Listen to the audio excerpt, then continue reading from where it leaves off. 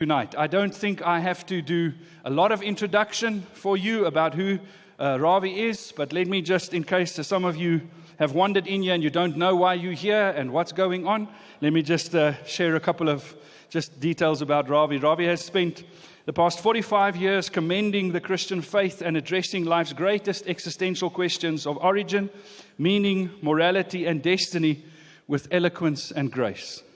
He fully believes the truth of Jesus Christ can endure the toughest critiques and philosophical attacks. He has authored or edited over 25 books in the field of theology, apologetics, comparative religion, and philosophy. Ravi and his wife Margie have been married for 45 years and have 3 grown children, and they reside in Atlanta. I think many of us have either engaged with Ravi through the books or listened to the podcasts or YouTube. So it's a great privilege for us to have him with us this evening. He's going to be sharing with us for a bit of time. And then after that, we would love to have a time of questions and answers where you are very welcome to ask some questions if you have any particular questions that you would like to do. How we're going to structure the questions and handle the questions is that I'd like to ask you now to start thinking of a question. If you have one formulated in your mind, make sure it's clear, it's concise. And then you can come to the front on my right-hand side here. On your left-hand side, you'll see Machlatsi. And it's so good to have our friend Machlatsi with us this evening. And Ruth. And they're going to facilitate the questions. You give them your question. And at the right and appropriate time, we will call on you to give those questions from the floor. And then Ravi will help and provide some answers. And we're looking forward to that time also. So it's my privilege to welcome you to the stage and to have you share with us. Please, will you give him a really great round of applause.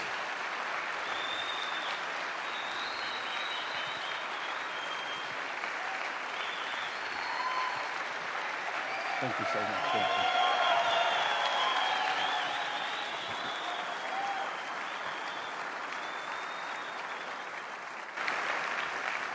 you. Good evening to all of you. I'm really glad I have my colleague traveling with me. He reminds me to turn my microphone on because I like to keep it off and give you a double blessing so that you don't have to hear it. Thank you for coming. I don't know when I was here last, 5 years ago, 5 years ago maybe. Yeah, one of the pastors, Mario, is here who hosted me. But many, many years ago, for the first time, I came to South Africa. I was a guest of the famed Lo Alberts, your physicist, who taught, I think he was a Stellenbosch, not quite sure, but he hosted me in Cape Town along with Michael Cassidy and David Block. We covered 2 or 3 cities. That was probably when my hair was black. And as I say, then it turned gray and now it's turning loose. Somebody made a strange comment to me 2 days ago. He said, "Does wisdom come with gray hair?" I said, "If it does, I'm losing it." One after another, the strands are being given names personally because they are valued so much. But you wake up in the morning and do another funeral service for one strand that is gone. Nice to be with you. Thank you. You make me feel more welcome than you should, I suppose. But thank you for the kind applause and welcome. Almost wish that would end that way, but it doesn't always end that way. They say some people bring happiness whenever they go, and others bring wherever they go, and others bring happiness whenever they go. Here's the good news for that, and you'll have to pardon me, but we will be slipping out immediately after my talk. I hate to plan it this way, but I only get 2 days at home. And then I fly out again for other meetings in other parts of the country, and most of May is overseas as well. So I always take the first flight I can back home, and that's tonight. We'll be leaving from here. My colleagues and I are flying through Amsterdam back to Atlanta. In fact, my wife has just come off some minor surgery too, and I really do want to get back. She's doing well, and she never begrudges me being away. But I do want to be there, and I know you will understand. So we'll be heading out right after this talk, not because I want to flee. I would love to have stayed on and met some of you personally. Instead, we'll be airborne. Half my life I spend in the air, And when the flight attendants start recognizing you, you know you have paid your dues to the airlines. It's one of those things where I often wonder, when I was a young lad, my mother called an astrologer to read our palms. And they all believe in that kind of stuff there. Those of you who have your stock in an Indian heritage, you will understand that. So we were fairly young. 5 of us kids sat down in the front veranda, and the astrologer sat there. And actually, astrology was his avocation. He was actually a sari seller, but he also said he read palms. So my mother took him at his word, and he sat down and went from my older brother to me. And then as he was giving everybody their future, he looked at my palm and he went like this. He said, "Ravi Baba," which means Ravi little boy, "I have terrible news for you. You're not going to be traveling in life at all." And at that time, everybody in India wanted to go overseas. So he was really giving me bad news that I wasn't going to be traveling at all. I don't know what his profession is now, but I hope it is in weather reporting, because that's the only profession where you can be so wrong night after night and still be listened to so carefully the next night. So that was my early days of that so-called prophet. My mother was very disheartened. Thankfully, it turned out to be wrong. Now, we travel so much, and we do it for the sake of the gospel. We don't do it because it's a fun thing to do. That wears off very quickly after a first year or two living out of a suitcase. But you have one of the most beautiful countries in the world. I've always enjoyed coming, especially going to Cape Point. I've called it the Taj Mahal of the wild blue yonder. It's just beautiful to see it, and I hope we'll have the opportunity to return again. Some years ago, I was reading an airline magazine, and every now and then you can run into some pretty good articles in there. And one of these was on ethics. So I decided it'd be interesting to read it. And the opening illustration was this, so you'll have to pardon me for it. It's about this man sitting next to an attractive young woman on a flight, and he finally propositioned her for $1 million. She looked at him rather stunned, and he said, "One night, $1 million." And she sort of brushed him off, but a few minutes went by. She said, "Are you serious? One night, $1 million?" He said, "Yeah." She said, "All right, give me your name, your telephone number, the name and place, and we'll find a spot." So he did all of that. 10 minutes before they landed, he looked at her and said, "I have to tell you the truth. I really don't have $1 million, but I do have $10. Would you be willing to settle for $10? At which point she looked at him and said, "What do you think I am?" He said, "That we have already established. We're just haggling over the price." When I read that, I didn't know who I disliked more out of the two. It left you sort of numbed.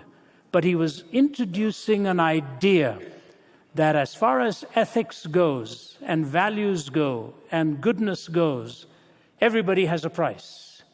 If you meet that price, they will compromise and they will sell whatever those convictions are worth if the price is right. So after reading that, I started to ponder the question. I said, is that true? Is it true that every one of us has a price, that we will sell our deepest convictions or our deepest affections or our deepest attachments if the price is right? And I disagreed with that conclusion, because I can guarantee you, almost every one of you sitting here, there are some things you will never sell, no matter what the price is. And I know 2 or 3 things will immediately come to your mind. The biggest things in the world can be offered to you, but the things that you hold dearest and that you treasure, which makes you you deep in your soul, there is no price that'll buy or trade away that conviction for you. You know, the enemy of our souls believes this stuff, that there is a price, and if you pay the right price, every man or woman will ultimately compromise.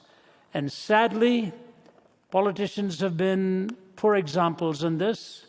The price has been right for some of them, and many times the welfare of the people is sold. Sometimes it happens in the ministry. At other times it happens in a court of law. All kinds of values are sold for personal gain. And I find this passage that I'm going to read to you really fascinating. It comes to us from the 4th chapter of the book of Matthew. And I've called this absolute truth in relative terms. Absolute truth in relative terms. This is a setting in which Jesus was by himself. There is no eyewitness. Nobody is watching what is going on. So truly, it is a case of one-on-one, the very Son of God against the prince of the power of the air, who had steered him into that setting, caught him at the right moment as far as the adversary was concerned, in a desert when he was hungry and desperately longing for some physical sustenance.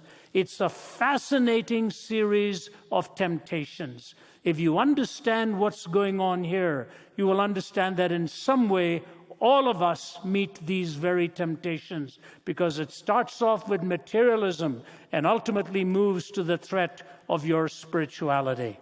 Matthew chapter 4. Then Jesus was led by the Spirit into the desert to be tempted by the devil. After fasting 40 days and 40 nights, he was hungry. The tempter came to him and said, "If you're the Son of God, tell these stones to become bread." Jesus answered, "It is written, man does not live on bread alone, but on every word that comes from the mouth of God." Then the devil took him to the holy city and had him stand on the highest point of the temple.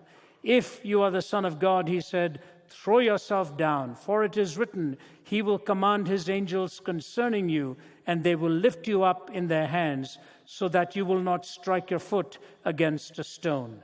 Jesus answered him, "It is also written, do not put the Lord your God to the test." Again the devil took him to a very high mountain and showed him all the kingdoms of the world and their splendor. "All this I will give you," he said, "if you will bow down and worship me." Jesus said to him, "Away from me, Satan, for it is written, worship the Lord your God and serve him only." Then the devil left him, and angels came and attended him. One of the other gospel writers says that the devil left him only for a season. He was going to return, and we see that return very specifically just prior to the cross, the very purpose for which Jesus had come. And so as I read this passage, I look at it and I say, just study very carefully what it is that's really going on here. Because the enemy of our souls is shrewd. He's sharp. He doesn't lack any skill here in how to try and trip us up. He will use any scheme and any method. Sometimes when your body is fatigued, you will find your thinking is not that clear. At other times, when you're surrounded with just all kinds of things closing in on your economic security or your emotional security, whatever it is that you've been banking on is now being lost, and the devil will come to you from that angle. He knows exactly where the vulnerable points are. He understands your heart and my heart extremely well. We often picture him as coming sort of in a red suit with horns on his head. Not so. He comes and appeals to you in ways where he knows what it is you're exactly looking for and can be seduced and deceiving you into believing that that's where you're really going to find it. So the first thing he comes to him is from the intellectual viewpoint. And he says, if you turn these stones into bread, people will follow you. You know, it's a very logical sequence for him. Why do you think people are not believing in you? Because you're not really giving them all the comforts that they need. If they have the bread that they need, if they have the comfort that they need, if they had all of this, they will fall down on their feet and worship you. I find it fascinating that one of the wealthiest countries in the world, the United States, in contrast to some parts of my upbringing, at least in India, where poverty is so rife and so real, India is the most religious country in the world. America is fast becoming one of the most secularized countries in the world. At Harvard University, the highest number of students in percentage for the first time registered themselves as having no belief in God whatsoever. They are in the category called the nones, or in many ways, really either agnostic or atheistic. So the farther along we have moved with comfort and education and success and power, less and less people seem to really believe that there is a God who is in control of all of this. Abraham Lincoln said, "The day will come where you will think you have accumulated all these things by your own wisdom and by your own prowess." He said, that'll be the dangerous day when this country will lose the very reason and the very core of its being. Jesus looks at him and says, "Begone, man shall not live by bread alone, but by every word that proceeds out of the mouth of God." Jesus doesn't only state the negative here, he also states the positive.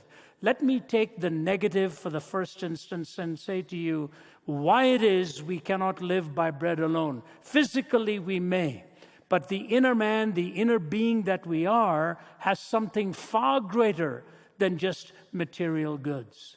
I want to give you two illustrations that will sustain this, one personal and one in many ways geopolitical. One of my favorite authors, people ask me, who are the authors who've really influenced you? I would say one of the earliest ones was the British journalist Malcolm Muggeridge.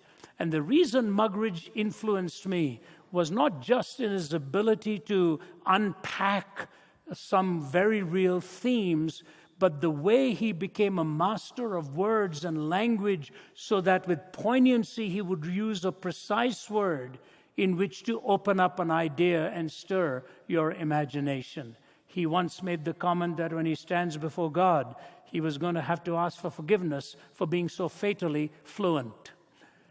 I think there was something to that. He was a master of words and language. But he was editor of Punch magazine. Muggeridge loved India. He spent many years in India. India was one of his favorite stops. He knew the big names like Gandhi and Nehru and all of them, and was oftentimes entertained by them.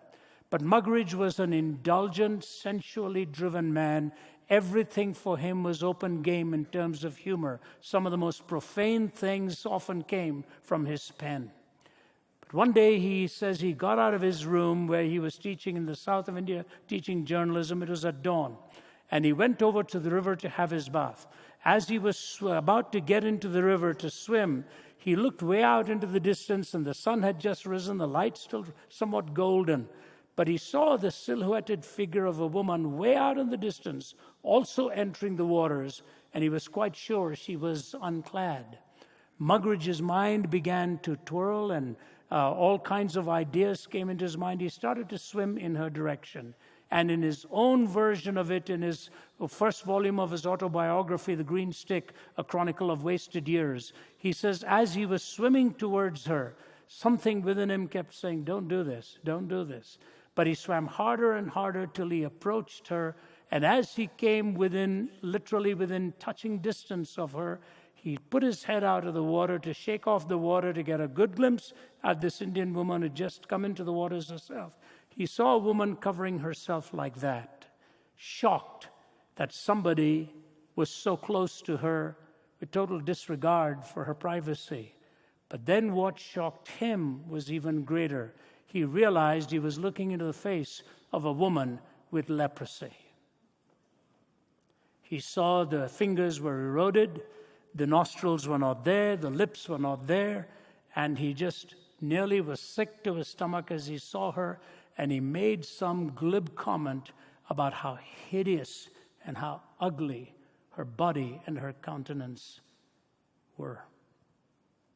As soon as he finished saying how hideous this woman was, he turned to swim away, and he said, I paused to realize it was not her who was hideous, but my heart and the inclinations of my passions, and how far they had actually taken me. I was living with the wretchedness of this heart. Fast forward many, many years later, in 1960, there was a cloak and dagger operation set up by a man called Peter Malkin with the Israeli Mossad. And he had tracked down Adolf Eichmann in Argentina. They would hide way out in the bushes, and through high-tech equipment would see this very slender man get out from a bus at the same time every day, leave at the same time every morning with a briefcase in his hand. He would come into his living quarters. He had a gate that he would unlock. Before he went into his home, he would always turn around and look to make sure nobody was watching. And then as he would open the door, a little boy would come and leap into his arms. They monitored this day in and day out.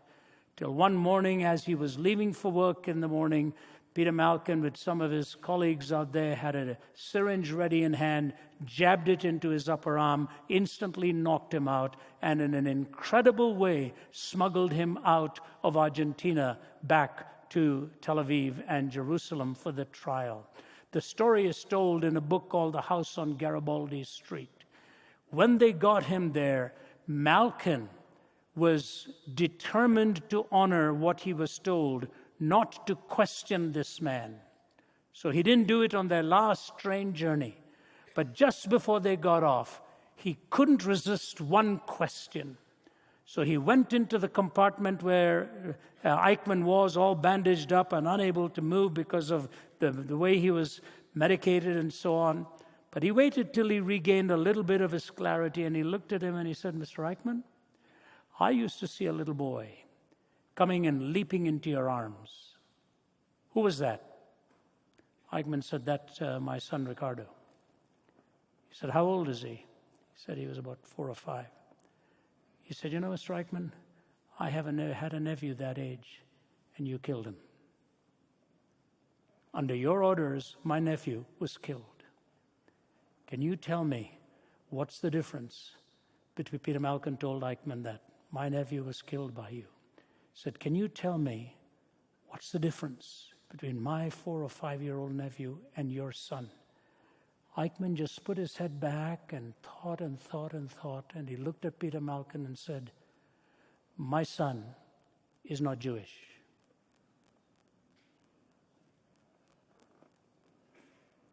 As soon as Eichmann said that, Malkin wished he had never engaged him in that conversation. He went into his private quarters. Even the movie recounts it.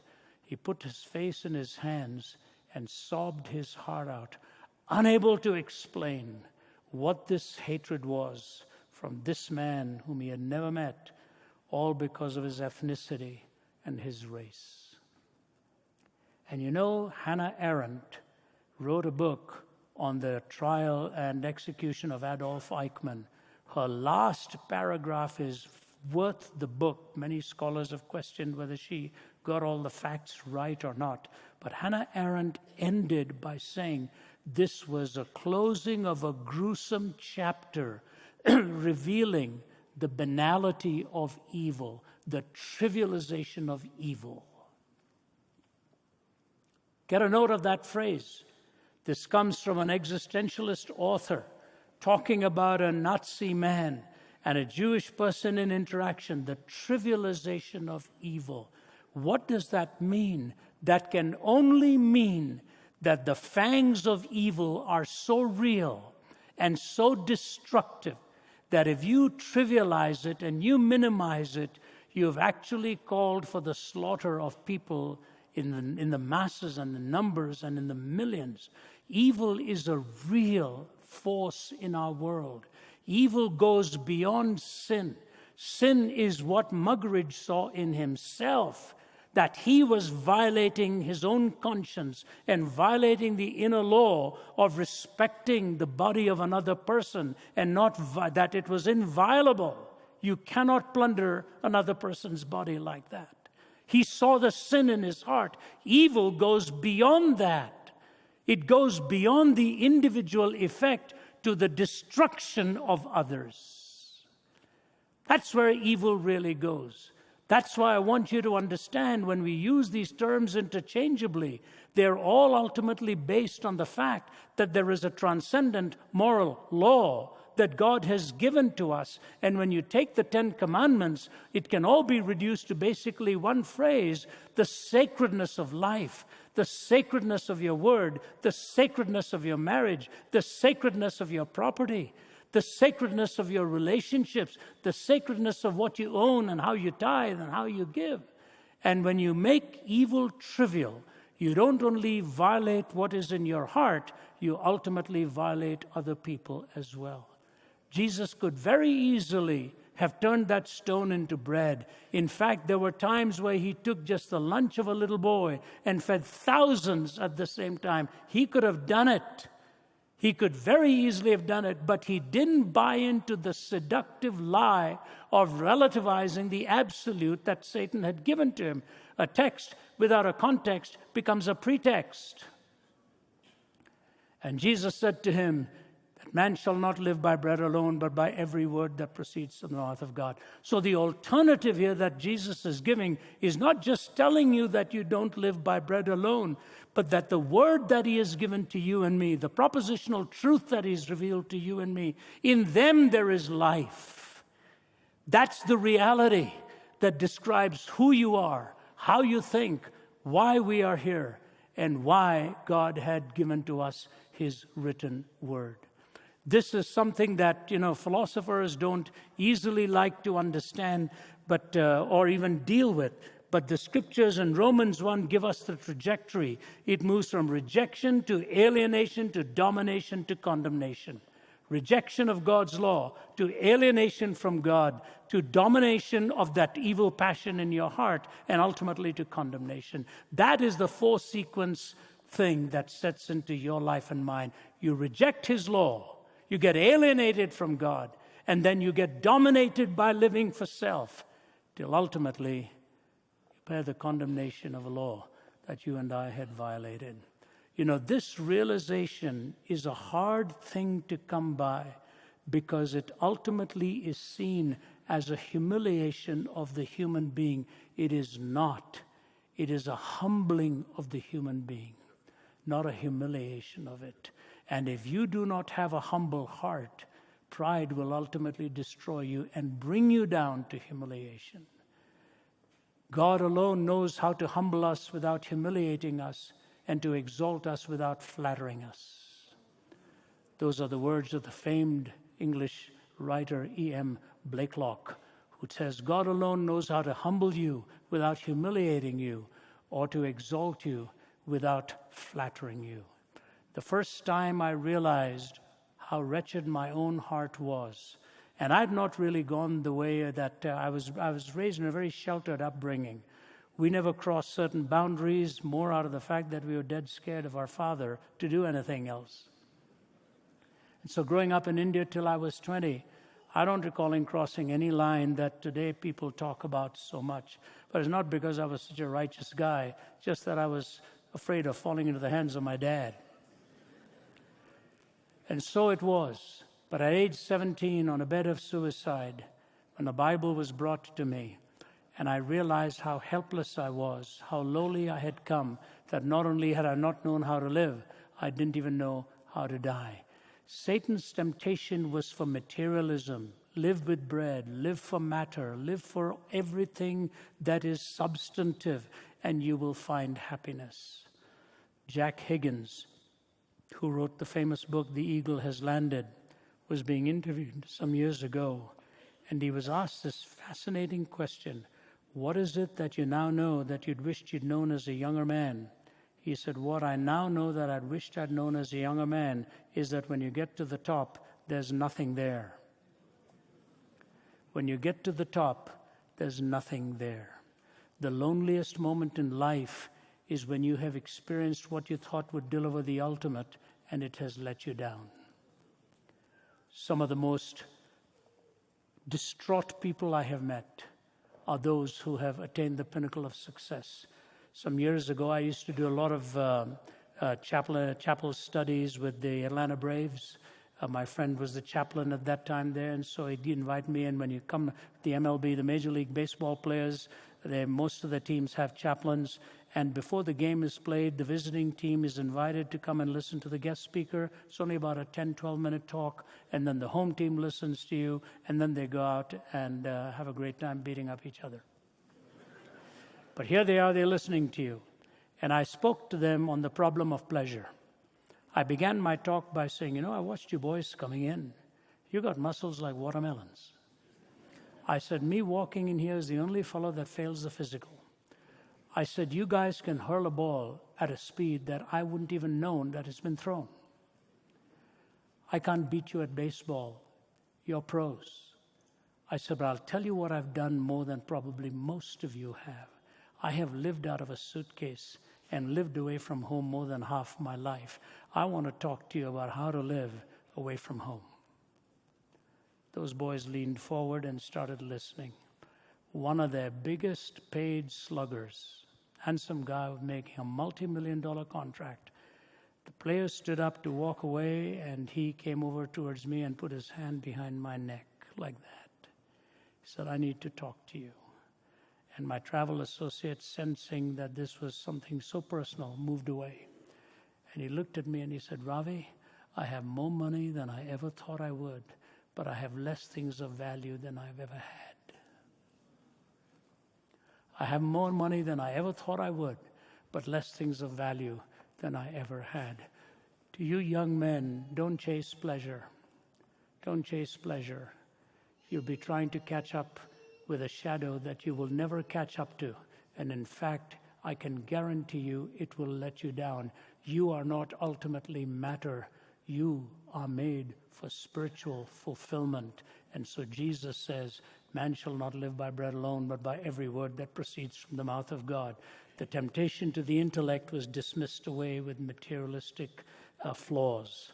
So then the enemy moved to the second area. He moved to the will. What did he say? He said, look, why don't you jump? He's promised to take care of you.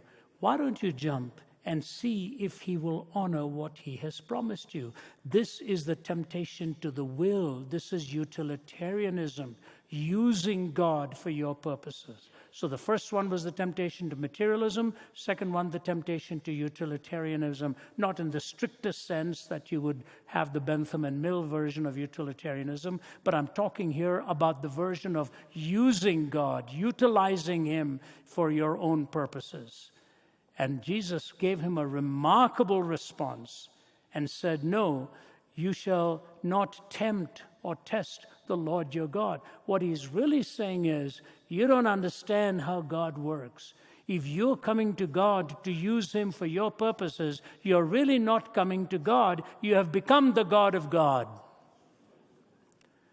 That's what Alexander Pope said. We've snatched from his hand the balance and the rod. We have rejudged his justice. We've become the God of God.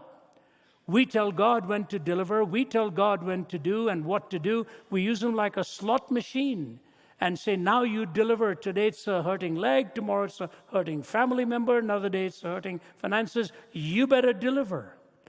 And he says, no, you shall not test the Lord your God. Jesus puts the reality of a relationship with God in clear perspective. You follow him for who he is, not what it is that he can do for you. You follow him for who he is and not what it is that he can do for you. 11 out of the 12 disciples died a martyr's death. It is fascinating what is going on here, and I want to focus on this for a few moments now, folks. What is going on here is that if Jesus had given in to this temptation, he would have violated the purpose for which he had come. The purpose for which he had come was the centrality of the cross of Jesus Christ. That's why Satan returns again before, getting him to struggle in the flesh, if there be any other way. But Jesus won that round and said, nevertheless, not my will, but yours be done. And then the thief on the cross, if thou be the Christ, save thyself and us. Interesting, Jesus didn't have to respond to him. The other thief did. He said, don't you fear God? He's done nothing amiss, but you and I receive the due reward of our deeds. And he commits in a prayer to Jesus, Lord, remember me when you come into your kingdom. That thief saw the difference of the economic theory of the two kingdoms. This momentary loss, this momentary pain was nothing compared to the ultimate purposes of God, who, for the joy that was set before him, endured the cross, despising the shame, and sat down at the right hand of God. What is so critical about the cross? What is so unique about the cross? You don't see it in any other worldview. In fact, if you were to talk to a very devout Muslim, he or she will tell you they cannot fathom the cross.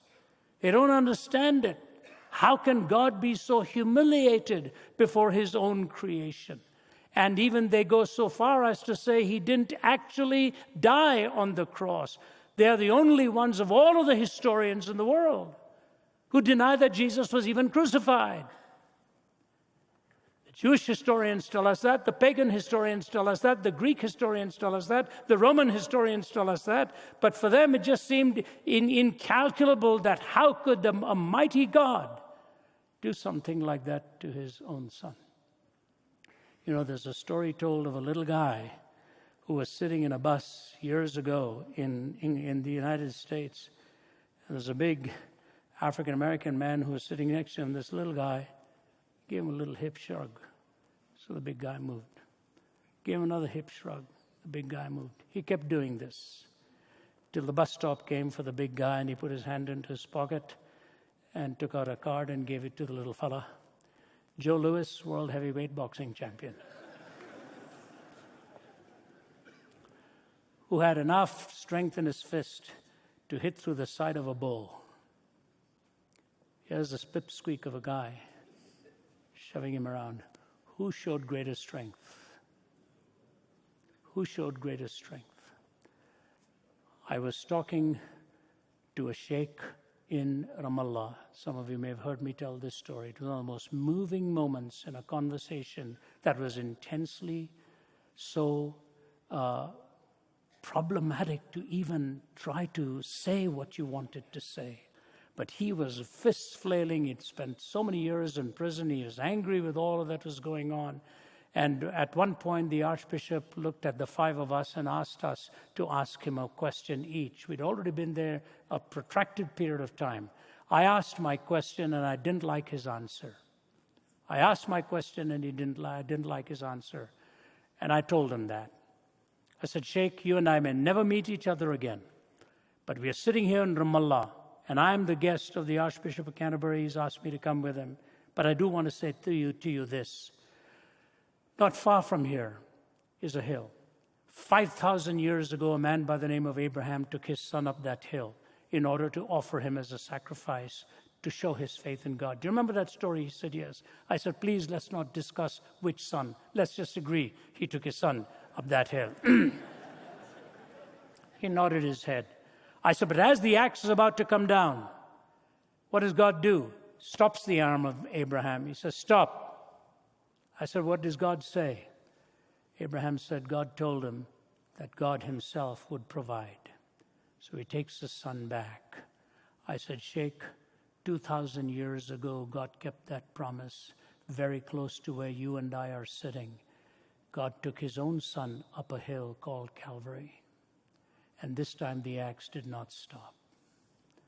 I said, Sheikh, until you and I receive the son that God has provided for us, we'll be offering our own sons and daughters on the battlefields of this world for position and power and land and prestige. He just stared at me. The Archbishop said, I think it's time to go. As we went down the steps, the Archbishop, being the guest of honor, was ushered in by the Sheikh and the bodyguard out there. And us five of us boys were walking over to another SUV. And I heard running behind me, and I turned around just this way, and it was the Sheikh. And before I could turn around completely, he twirled me around. He's a strong guy. I have 2 titanium rods holding me up. And he just looked at me and he said, Mr. Zacharias? I said, yes, sir. And he kissed me on both sides of the face. His lips quivered. His eyes grew moist. He said, you're a good man. You're a good man. I hope someday I see you again, sir. And I gave him a big hug. You see, there's only one place in the world where our quest for absolutes converge. Evil, justice, love, forgiveness. They converged on a hill called Calvary. Evil, justice, love, forgiveness. And the Father told us what is the greatest truth that underlies this world. There has to be justice. There's the reality of evil, but the conquering power of love and forgiveness will have the final word in reality. And she says, Father, forgive them, for they don't know what they are doing. Do you realize only in the Christian faith do you have the combination of grace and truth and the absoluteness of love incarnated and revealed in the very Son of God? There's no other faith where you can go to see the value that is placed upon you, where God says to you, He has loved you with an everlasting love. We take it for granted, but we need to pause every day and thank Him for the love that He has for us and the provision that He makes for us. I have a little grandson called Jude. He's 6 years old now. But when he was somewhere between 3 and 4, he's a boy with an incredible vocabulary. He can talk to you on many things that'll stun you. And one day when his mother, Naomi, my daughter, had lost her car keys, she slapped her forehead and finally said, I must be losing my mind.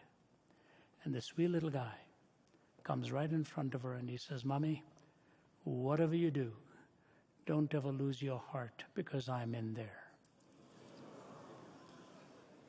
Don't ever lose your heart because I am in there. What language shall I borrow to thank you, dearest friend, for this thy dying sorrow, thy pity without end? O make me thine forever, and should I fainting be, Lord, let me never, never outlive my love for thee.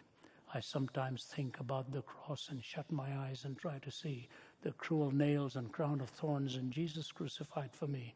But even could I see him die, I would but see a little part of that great love which like a fire is always burning in his heart. The incredible truth of God's sacred love. I have loved you with an everlasting love. Do you know, the Apostle Paul couldn't fathom this. He was guarding the clothes of the people that were stoning Stephen to death. Little did he dream that he was going to be the next one to succeed Stephen and take the gospel to the whole world.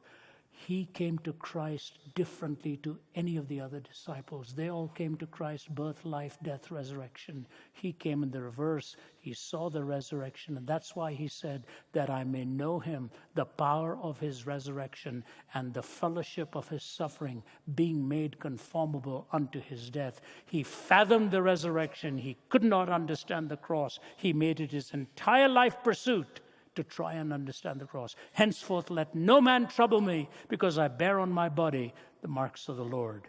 I desire to know nothing amongst men save Jesus Christ and him crucified.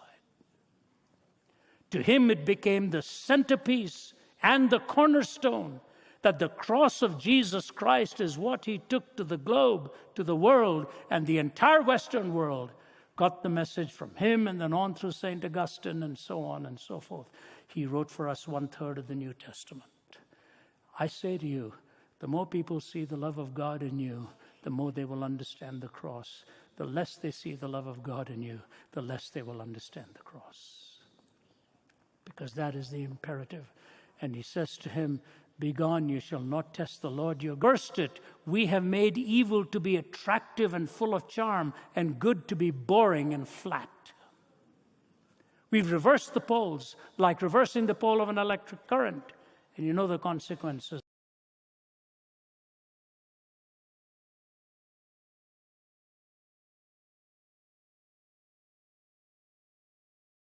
of that. The imagination is a sacred chamber of your life and mine. That's where, may I suggest to you, if you're raising children, don't let the media of entertainment train their imagination. Let the God-given imagination be trained by good reading, which gives them the sovereignty of their own imagination, rather than circumscribing it through the imagination of somebody else. Teach them to read, not just to see. Jesus did not say in the beginning was video. We would think he did. He said, in the beginning was the Word. Truth is primarily a property of propositions. Thy word is truth. Thy word abides forever. The scriptures cannot be broken. Thy word have I hid in my heart, that I might not sin against thee. The imagination is the sacred chamber, and if you plunder it, every time you see something very similar, the rewind button goes into play and brings back that imagination that was assaulted before, and you want that rush and that fix again. Teach your imagination to delight in the beautiful, in the true, in the good. And when your imagination is given that kind of beauty that it revels in, then you see some of the greatest writers are the poets who can take you on a walk along the meadow or along a lane or in a botanical garden and lift you to the highest heavens in just seeing a beautiful rose. Out of the lips of babes you have ordained praise. Take a baby in your arms and see something spectacular, something so splendid. You know, my daughter Naomi sent me a little video yesterday of myself singing to my grandson Jude when he was 3. I will not do that for you. But I was singing to him a Hindi song. And he was sitting at the table, and I've got it on my BlackBerry here now, and I watched it, and the whole family chipped in and said, wow, Dad, he's got his eyes just glued on you as you're singing, just staring at me like that. Sing it again, Papa. He had no idea what I was saying. I was singing in Hindi, but he was watching his dad and listening to his dad singing something. And those wide eyes and the light reflecting off it of this little boy just staring. And you see the heavens reflected in the life of a little child. God's made this world beautiful. We have made it an ugly world. And that's why the heartache and the sorrow. And so it comes to this third reality. He says, I will give you all the kingdoms of this world if you will bow down and worship me. That's the deal, folks. That's the price. That's the price he wants. Here's the $1 million. He's not telling you he's backing off. He's in the plane of life with you. I'll give you all of this, not just for a night, for a day, for the rest of your life. All I want from you is bow down and worship me. How many have done that calculatedly?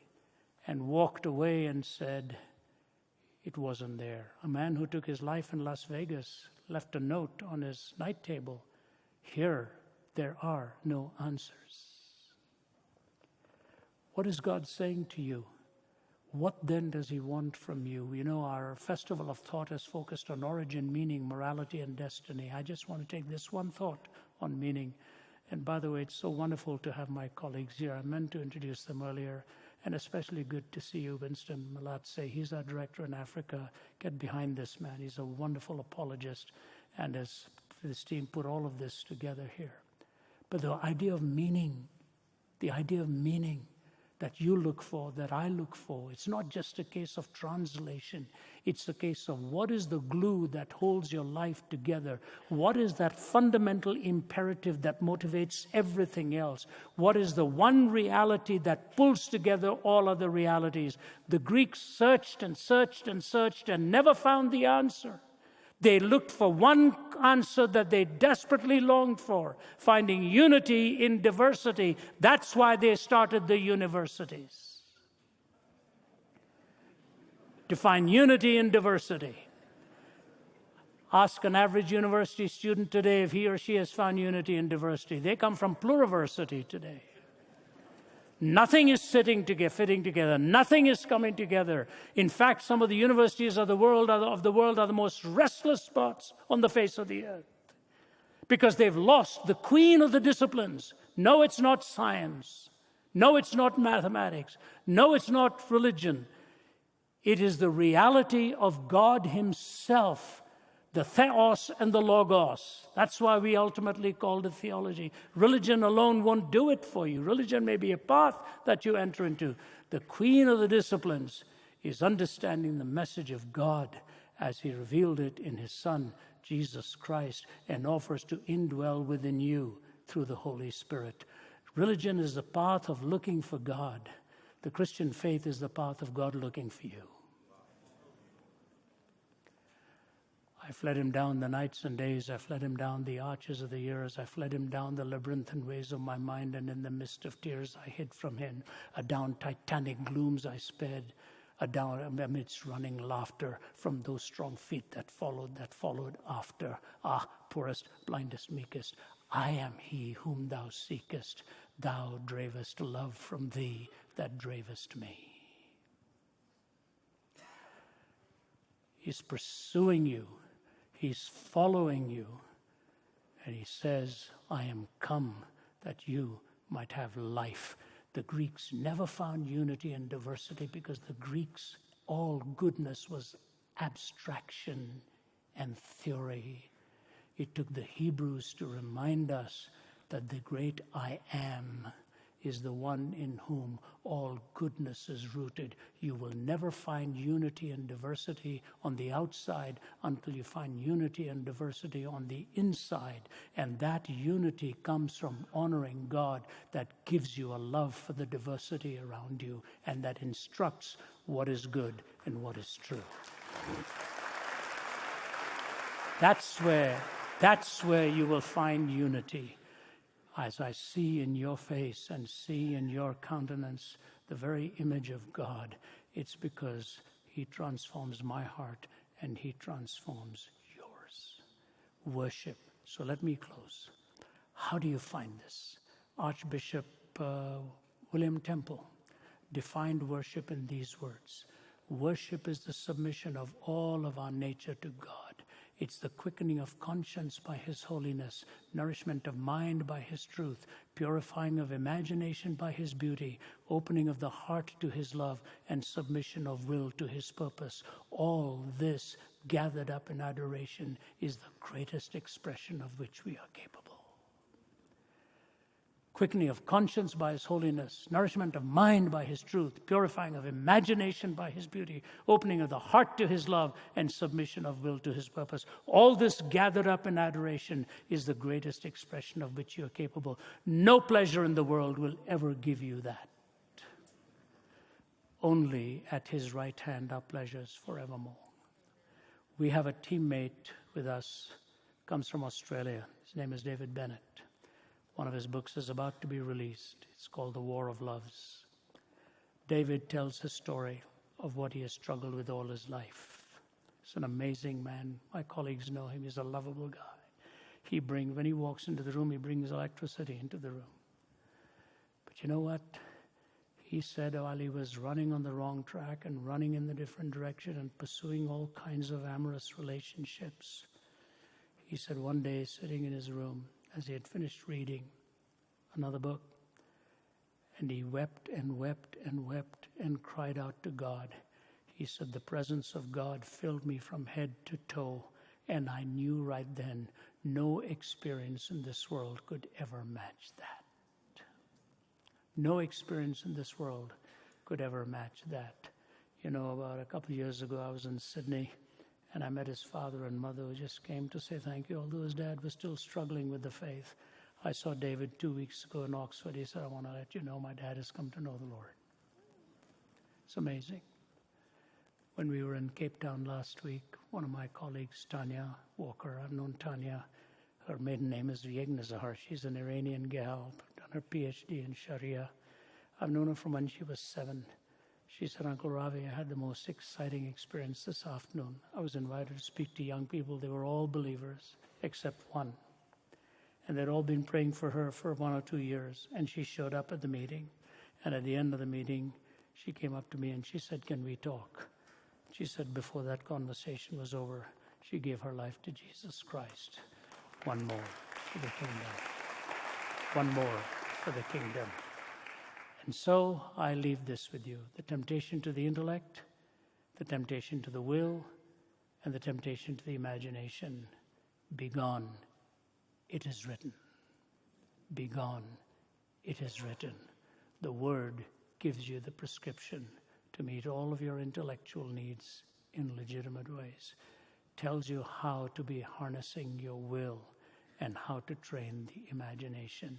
It is because of what happened in this 4th chapter that we have Calvary, and through Calvary we have the empty tomb, and today we have the gospel of Jesus Christ for the whole world that is able to transform every man and woman and child. If you don't know him, I pray today you will truly seek after him. He will fill you with the greatest of joy and the greatest of love that you have ever experienced. Thank you, and God bless you.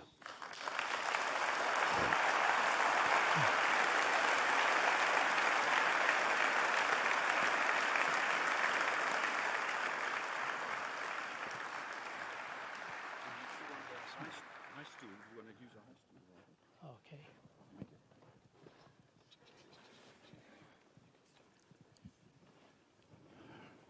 We would like to have an opportunity for people that would want to ask questions. As we said earlier, if you have a question that you would like to ask and have answered, if you can come to the front here on my right, and the guys will help you there, and we will gladly facilitate the time of questions and answers. So quickly, if you can make your way to the front to get a question. We've got our first question. I'm going to allow the question to be asked. Thank you.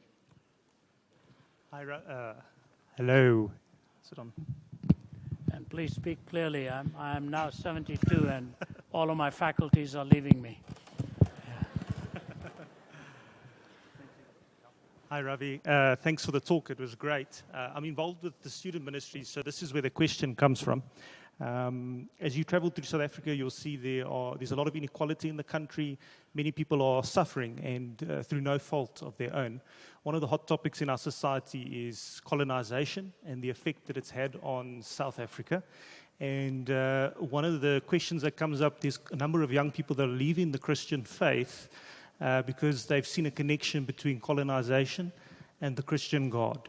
And a question that gets asked to me, which I want to put to you, is, if the Christian God exists, does he love some people more than others? And as you're speaking, there's a different colonization taking place out there.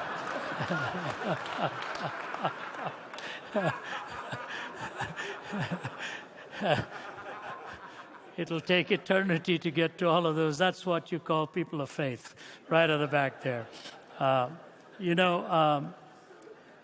I appreciate the question very much. Where are you? You're seated right there.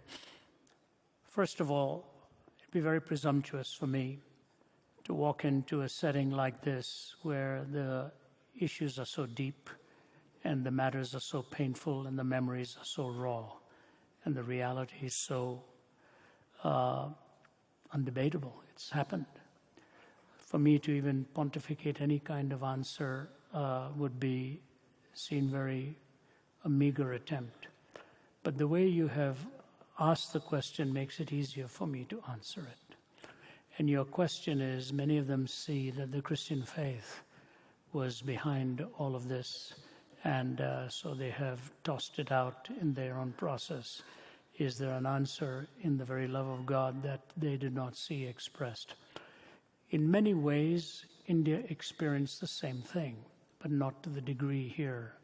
And till this day, unfortunately, with the division of India and Pakistan, there are animosities that are so deep and so real that we used to be brothers in many ways, Indians and Pakistanis, but now we have parted, and they were given territory on the basis of their faith, and Hindustan, India became the major part of the country with a larger population. So the first thing I would do to diffuse your question, never judge a philosophy by its abuse. Never judge a philosophy by its abuse. If a philosophy is abused and therefore pejoratively represented, that's not a legitimate argument. I can make any philosopher seem really mindless and stupid if I take his philosophy or her philosophy and make it something that it was not. And so if the Christian faith is taken and represented to be the way it is by this kind of an assumption, what they are really saying is they have made a judgment upon Jesus Christ by seeing what some people did in using him for their own advantage. That is wrong hermeneutic. You do not interpret thinking that way. Let me put it in perspective. When Jesus was on earth, women were not even given an authoritative voice in court. Just look at what the Lord did. A woman with the alabaster ointment came and washed his feet and wiped it with her tears. He paid her the greatest compliment of anyone. He said, wherever the gospel is preached, there shall also this be told of what this woman has just done to me with her alabaster ointment. He took the woman at the well with 5 broken marriages and made her the first evangelist to the Samaritans, much to the shock of the disciples themselves as he sent her to become the spokesperson. And the greatest truth of all, on which peg hangs the entire Christian faith, is the resurrection. He revealed himself first to the women who'd come. They're the ones who went and told those frightened boys what had really happened. They were, we talk about like a mighty army moves the church of God. They were like a bunch of frightened Boy Scouts hiding. And the women went, and the women were looking, and he revealed himself to them. He reverses our paradigms. He reverses our paradigms. Paul Waitman Hoon, in his book, The Integrity of Worship, says, Jesus Christ continually contradicts us in the way we experience ourselves as alive and compels us to radically redefine what we mean by life. He encounters us the way he encountered the disciples on Easter Sunday. They were the ones marked out for death. Those who had survived him were really the dead. He, the dead one, was really the living. That's the reversal of the paradigm. So what I say to you is, if you have that feeling that the Christian faith is what brought all of this about, you do not understand the Christian faith, and it's a sad reality of having represented the Lord that way. In fact, the Christian faith commands me to love my brother, to love my sister, that we are all created in the image of God, and no one is superior to the other. We are all servants one to another. We have come here to serve. So those who have been wronged, God wants you to know what has happened is not right. Those who said that the gospel gave them the right to do wrong things, not so. But then there's another side to it. The logic of unforgiveness will continue the myth for generations to come. The Bible talks of reconciliation. The first thing we need to do is find reconciliation, because we ourselves have been reconciled to God. We don't deserve his forgiveness, but he pursued us with an everlasting love. If we can sit around a table and honestly let the past be the past, but find the way forward with the truth of the gospel of who each one is, and find the best possible means with minimum loss of the next generation to the same thing, then we can find rescue. Otherwise, the best part of us is underground, and you don't want that. Jesus looked at those who despised him and said, Father, forgive them, because they don't know what they're doing. And a lot of what has happened, people had no idea what they were really doing. So I say to you, outside of the gospel, there is no hope in this situation. And outside of the willingness to reconcile, there will be no future for the next generation. So the gospel and reconciliation, which are interwoven, only in the scriptures is there an answer. There isn't an answer in any one of these other faiths, no matter how you look at it. That's my answer to you.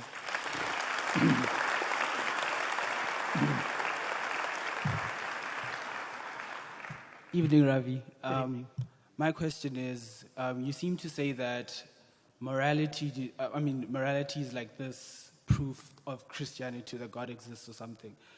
My question is, you keep saying that a moral law requires a moral lawgiver. But how do you make that jump? Can't a moral law exist without someone? Couldn't it have developed by evolution or? Sure. Very, very good question. Thank you for asking that.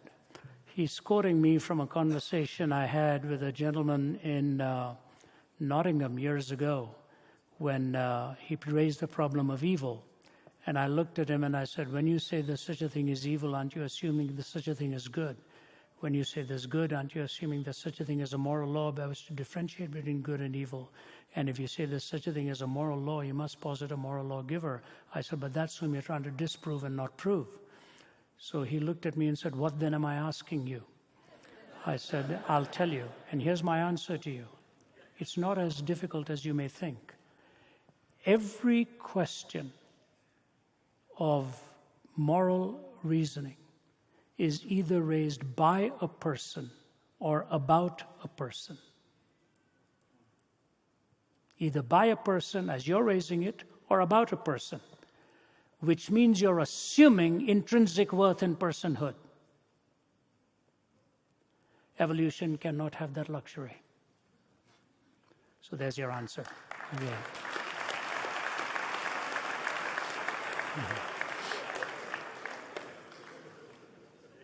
Thank you. Hi, thank you so much for your talk.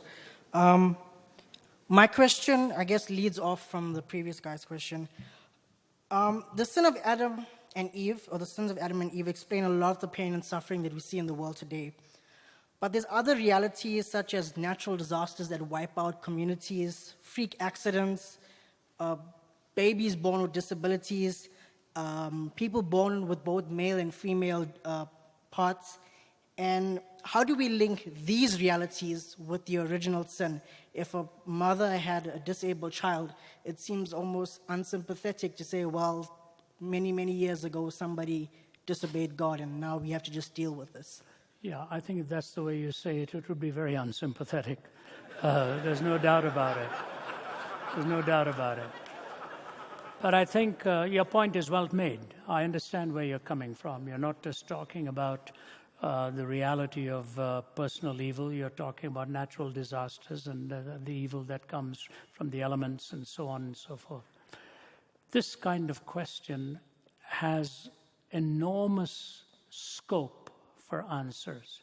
If I were to take 3 or 4, could have created a world where you would only choose good, or God could have created this kind of world where there's a possibility of good and evil with the freedom to choose. This is the only possibility of the 4 where love is possible. Love is not possible in any of the other paradigms that I've given to you. So if love is the greatest ethic and freedom is the greatest gift, the fact of the matter is wherever love is given as a possibility, pain is a real possibility as well. When you love somebody, you have no guarantee that this will be a pain-free love, but you still love.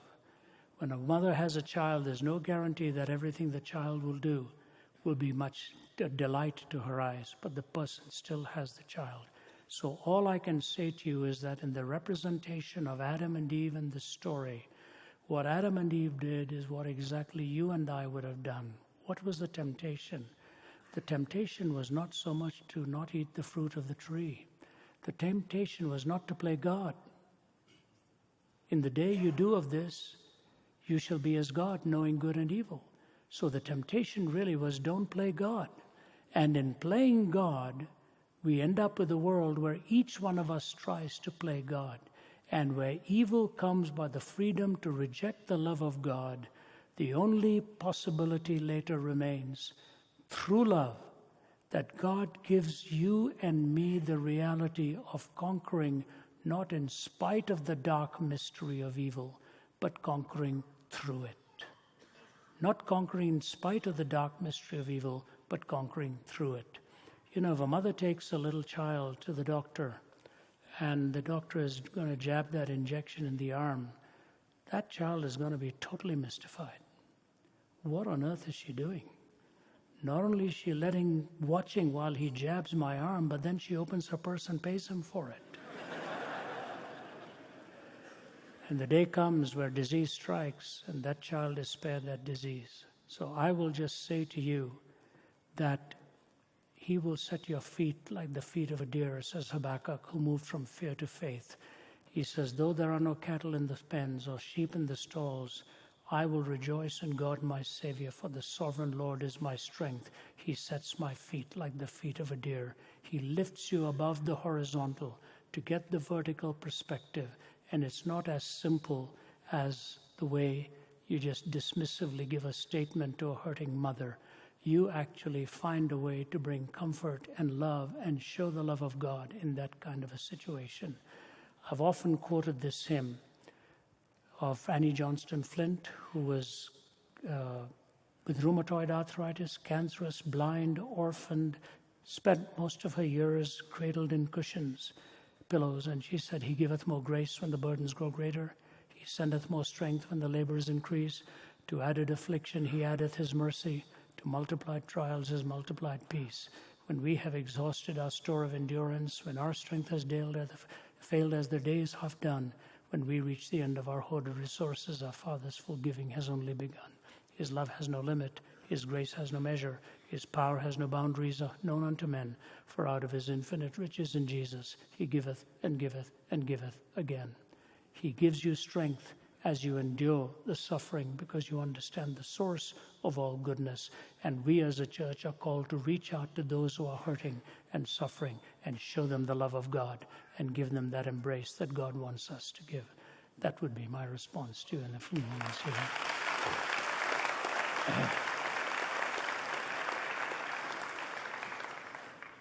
Good evening. My question is as follows. Out of 3,000 religions that are out there, why Christianity is the correct one? And if so, where was it before the early civilizations, before Mesopotamia, Egypt? Where was it then? Okay, so you've really got two questions. Sorry. Okay, yeah. Let me take the first one first. There are really not 3,000 religions in the world. They are summarized in a handful of them, believe it or not. In Hinduism, there are 330 million deities in Hinduism alone. You can actually have your own God and make that choice. There are really a handful of religions, sir, very few, that really are doctrinaire in nature. For example, you've got the monotheistic religions in Judaism, Christianity, Islam. You've got the pantheistic religions in Hinduism, Buddhism, Taoism. They're also not all the same because Hinduism has both a monistic first part of it where they don't talk so much about God, but the second one is the bhakti, the devotional aspect, theism. Buddhism is functionally atheistic. It's an ethical theory. So these are the major ones that have doctrines and teachings and so on. The reason I believe the Christian faith is the only true faith is all of them can't be right. They can all be wrong. They can't all be right unless we're lunatics trying to settle what is contradictory to each other.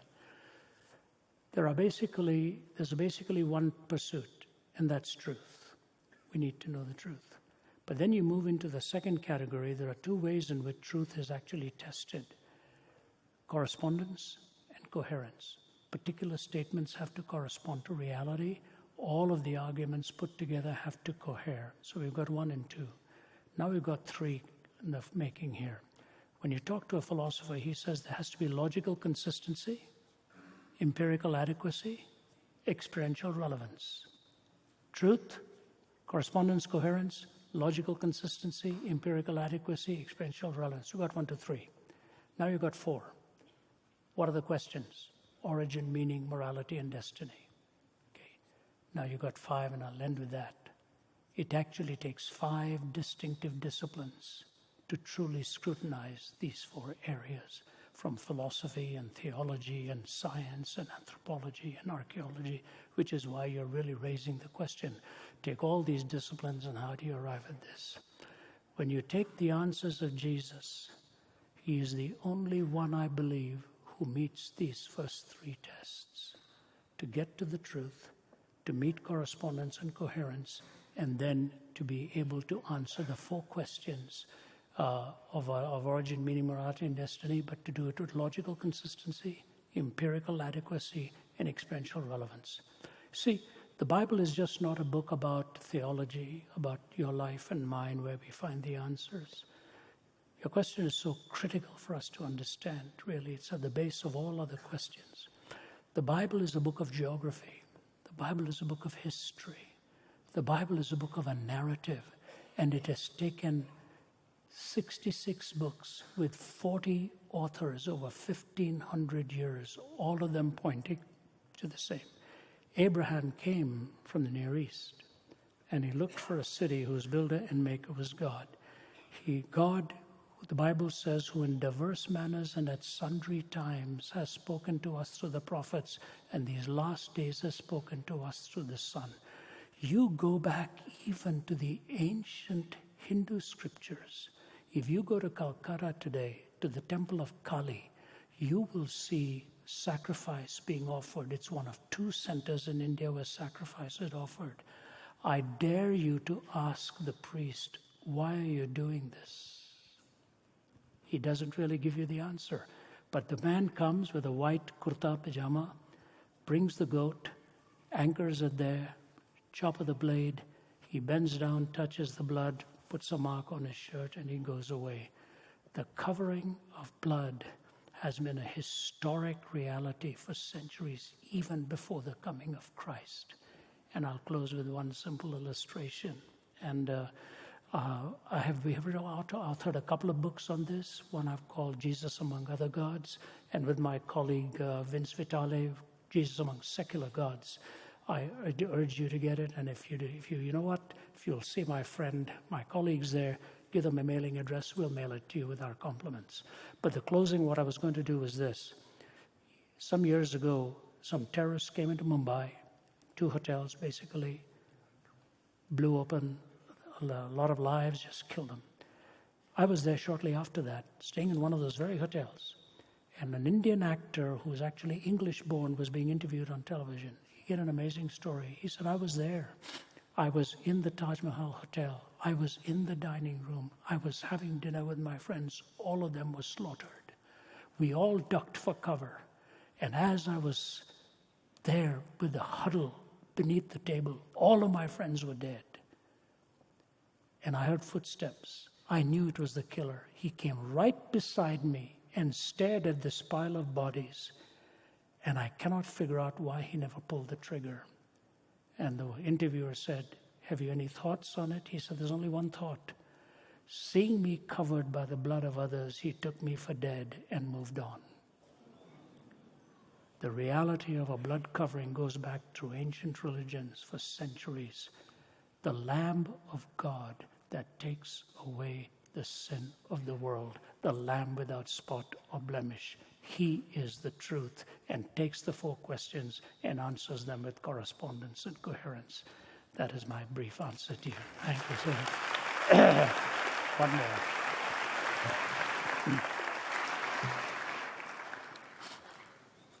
Hello, sir. How are you? Could you lift the microphone up a little bit, then I'll make sure to hear you. And I guess we'll make this the last one. Is that right? We've got to rush to the airport. Yeah, okay. Go ahead. I'm in Christian media, and I have to explain to young people and other people. In South Africa at the moment, there's this tense atmosphere where we are starting to be disillusioned with what happened in 1994, where between the races. And what I struggle to reconcile is the fact that when we look at the world at the moment, where people of my color have been most oppressed, and this could be wrong, but in America, for instance, if you take the most Christian parts of America where they say it's conservative, those places is where you see, and historically, you see people, for instance, being lynched because of the color of their skin.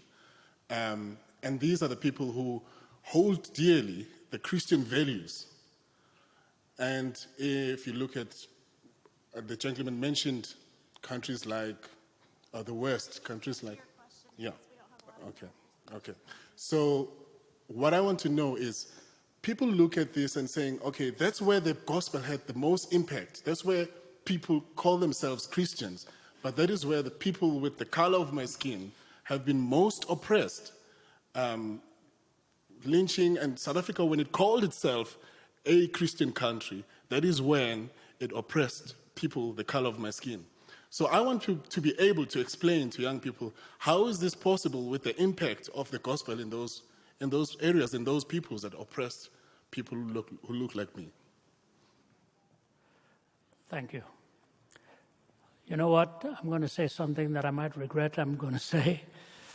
This is such a profound question and so important in a culture such as this, at a time such as this. I don't know whether we presume to have the answers, but I will commit to coming along with my colleagues and having a dialogue and a gathering with people like you who are raising this question so that we can do justice in some way to respond to it. I will commit to that. Okay, that's the first thing. Secondly, sometimes we get a very narrow view, if you don't mind my saying so, because of the way the media presents it too. I have had interviews sometimes with the media, and I walk away from that, and when I see the report in the press, I said nothing like what they've represented me to say. People generally want to get to an end game, and they will use, you know it well, the game can be played. I come from India. India is not the West. India was bathed in the Vedas and the Gita and so on. There's a lot of discrimination in India, a lot of it. The entire caste system was what Mahatma Gandhi was trying to fight as well. If you take the case of the entire Nazi movement, or the rebellion in China, or in Russia, these were non-religious, non-Christian movements. They slaughtered millions of people with having nothing to do with the gospel. So in some ways, when the gospel takes a hit, they're not really seeing what atheism has done. Atheism slaughtered tens of millions more through the purges in Russia, through the purges in China. And the only difference is those who did it in the name of Christ were illogically connecting it to the gospel. Those who did it as atheists were logically connecting it to playing God. So we have to make that difference. What I believe, as you have represented, that in the South, I live in the South. I watch what happens in the South. I live in Atlanta, Georgia. A lot of Southerners who live in so-called Bible Belt, you ask them to really give a systematic presentation of the gospel and theology, they have no idea what you're talking about. It was a cultural mix that swept them along. It is not a studied reaction to who Jesus Christ really is. And so when they say the South was basically Christian, it is only Christian in name. It was not Christian in essence. And so it is not a fair hit to take against them. And in many ways, it's not a fair hit, for example, to say that the Hindu faith did all of this. There were people in the Hindu faith who used it to their own advantage. Always beware of people who leverage an idea for a destructive means. You cannot take a noble belief and use an ignoble means to an even less noble end. That ultimately trivializes what you call noble as your belief. If you take a noble belief and use ignoble means to an even less noble end, the belief is not noble. It is just a caricature and a configuration of it. I think God has positioned you in a very unique place to be a peace builder. And if you will diffuse the errors that people make, all you need to ask them is, when you say that the South is Christian, what do you mean by that? What does it take to be a Christian? Just to say I am a Christian? Not so. It has to be a follower of Jesus Christ who loves the Lord and represents the Lord in the values that he places upon every human life.